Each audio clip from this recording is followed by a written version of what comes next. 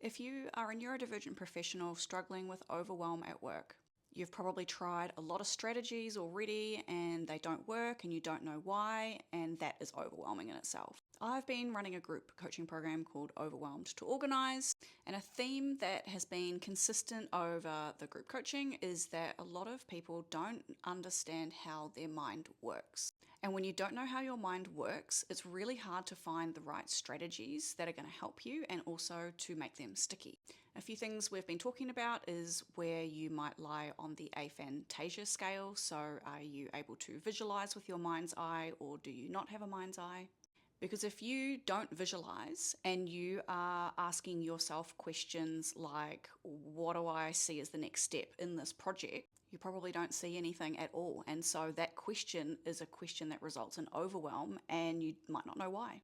This is something that I notice in coaching a lot. I have in my intake form to ask a question about aphantasia because I have to change my questions because I am a hypervisualizer, and so I have a natural tendency towards asking seeing questions.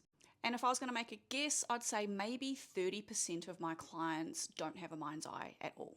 Likewise, if you have alexithymia, which is where you don't really notice the emotions in your body, or you might have interoception issues where you're not really that connected to your physical body at all, or you might be just very disassociated.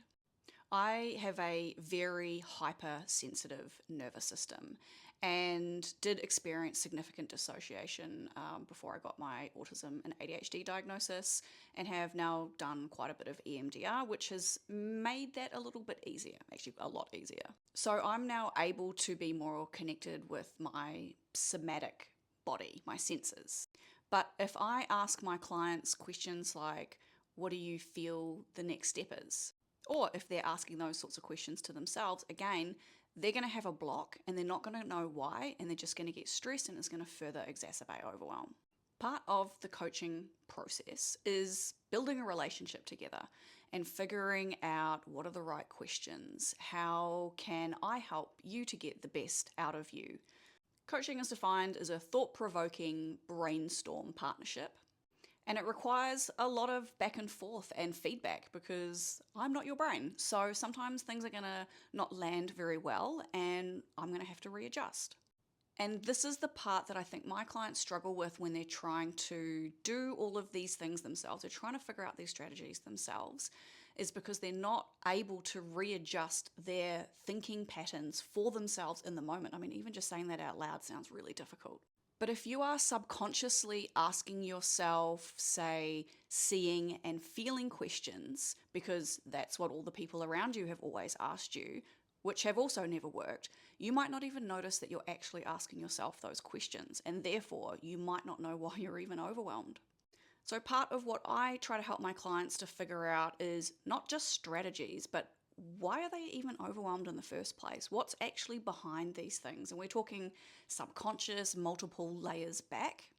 Because the job of a good ADHD coach is not to give you a strategy. It's to help you bring awareness to yourself, your own mind, so that you can find things that work for yourself, because then you don't need a coach. You can do it with yourself, which is amazing. That's the end goal of a successful coaching partnership.